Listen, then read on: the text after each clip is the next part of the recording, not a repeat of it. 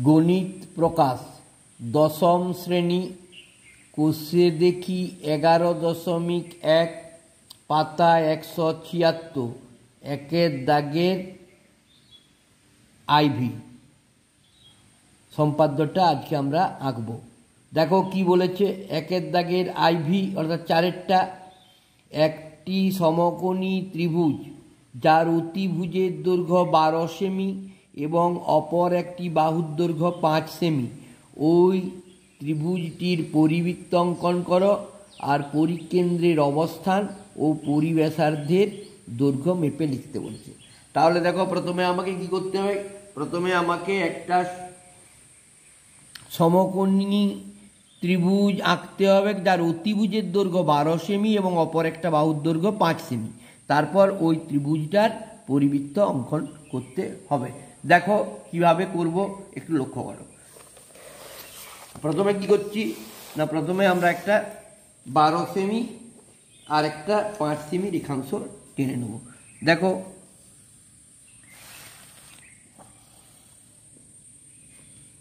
প্রথমে একটা 12 সেমি আর একটা 5 সেমি রেখাংশ টেনে নিচ্ছি। 12 সেমি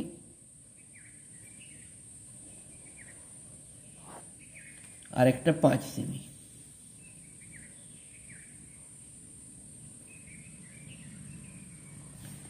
এটা হলো 12 সেমি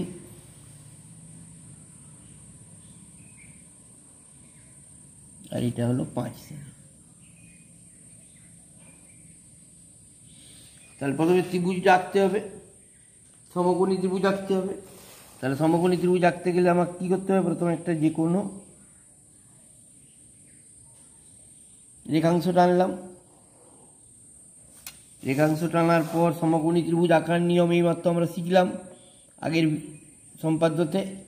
প্রথমে যে কোনো একটা বৃত্তের চাপ, এই বৃত্তের চাপটা একবার কাটবো, দুবার কাটবো।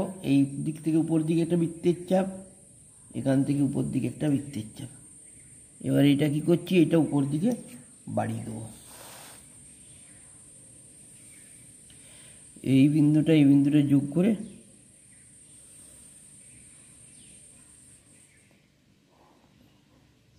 বাড়িয়ে দিয়েছি। এবার আমার কি করতে হবে, দেখো এই 5 সেমির মাপটা নিয়ে উপর দিকে কেটে নেব। 5 সেমি মাপটা নিলাম, নেওয়ার পর উপর দিকে কেটে নেব।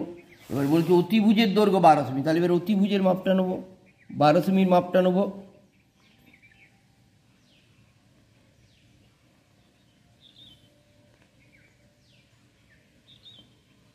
এই 12 সেমির মাপটা নিয়ে এ দেখো এখানে কাঁটাটা বসাবো, এখানে এদিকে নিচের দিকে কেটে নেব।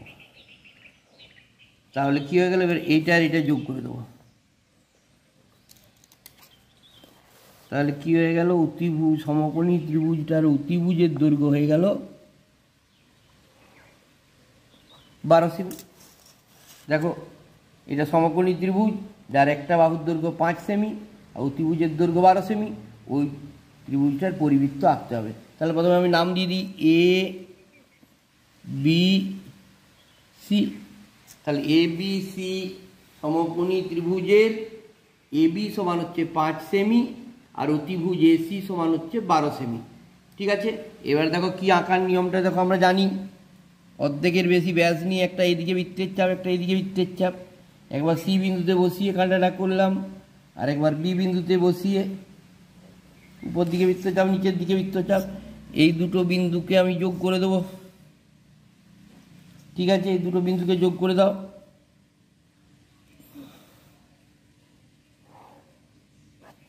ঠিক আছে, একটা হয়ে গেল, এটা বিসি বাহু হয়ে গেল। এবার এসি বাহুর অর্ধেকের বেশি মাপ নিয়ে এসি বাহুটাকে একটু বাড়িয়ে দাও, অর্ধেকের বেশি মাপ নিয়ে এদিকে একটা বৃত্তের চাপ, এদিকে একটা বৃত্তের চাপ।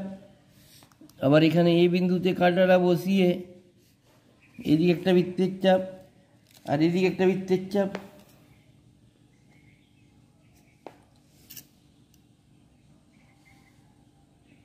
তাহলে কী হলো, এই যে বিন্দুটা পেলাম, এই বিন্দুটা যোগ করে বাড়িয়ে দেবো।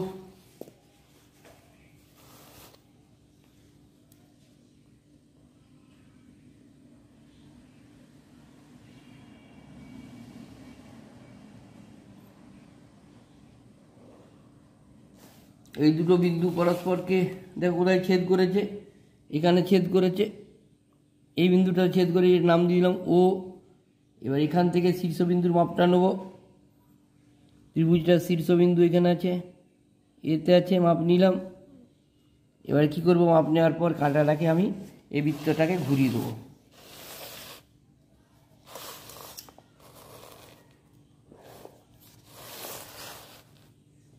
তাহলে দেখো কি হয়ে গেল, আমার আঁকা কমপ্লিট।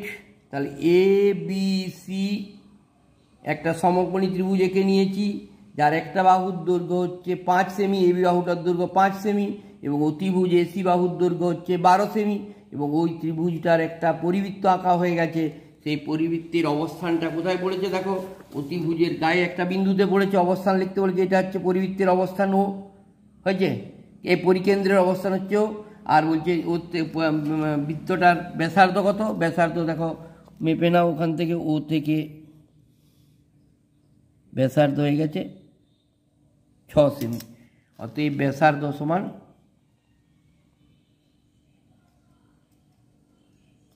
6 সেমি।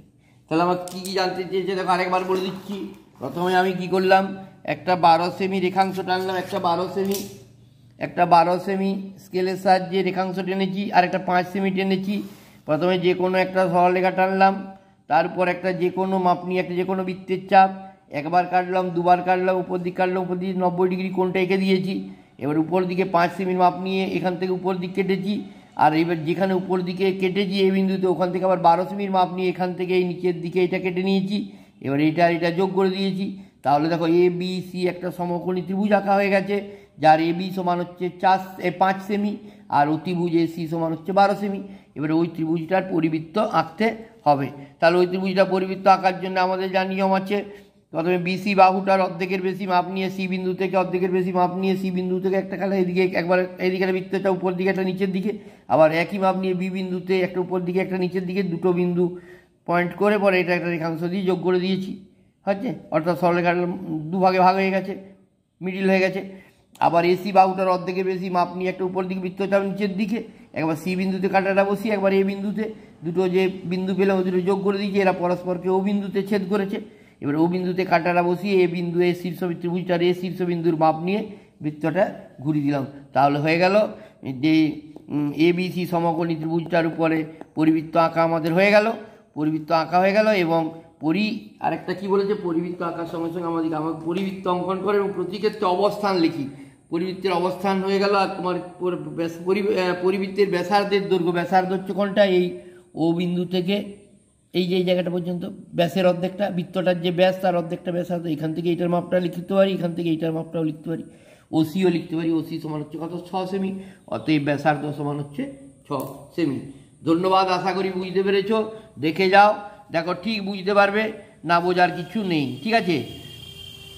একই নিয়ম চলছে, শুধু এক্ষেত্রে একটু আলাদা কি না, ওই এ বি 5 সেমির মাপটা কেটে নিয়ে উপর দিক থেকে তোমার ওই অতিভুজের মাপটা নিয়ে এ বিন্দু থেকে নিচের দিক কেটে নেওয়া, এ বিন্দুতে কাঁটাটা বসিয়ে এইটা 12 সেমিটা কেটে নেওয়া, ঠিক আছে, দিয়ে যোগ করে দেওয়া। ধন্যবাদ, আশা করি বুঝতে পেরেছো। দেখে যাও, এটা খুব ইম্পর্টেন্ট সম্পাদ্য, এটা অনেকবার মাধ্যমিক পরীক্ষায় এসেছে, ঠিক আছে, একটু লক্ষ্য করো। ধন্যবাদ।